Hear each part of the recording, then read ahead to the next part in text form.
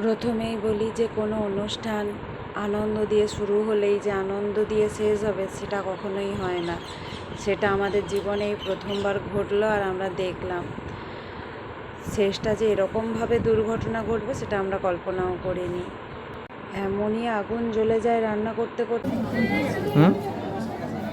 এতটাই জোর আগুন লেগে যায় যে যদিও সবাই নিয়ন্ত্রণ করলেও তাও শেষ অবধি এই গাড়ির সাহায্য নিতেই হলো। তবে ওই দিন আমি আমার জীবনের রিয়েল হিরোদের দেখেছি।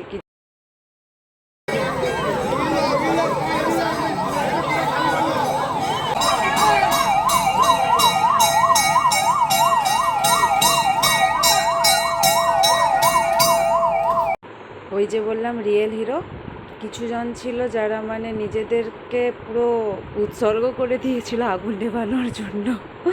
হাসছি হয়তো, কিন্তু মানে কি বলবো, বীভৎস দৃশ্য ছিল। তারপর ভিডিওটা যদিও আমি করিনি, পাশের বাড়ির একটা বাচ্চা করেছিল। সে আবার আমি টিডিও ছাড়ি বলে সে আবার আমাকে পাঠিয়েছে, কারণ কেউ আবার বলতে চেও না যে ওই সময় তুমি ভিডিও বানিয়েছো। আমি ভিডিওটা বানাইনি।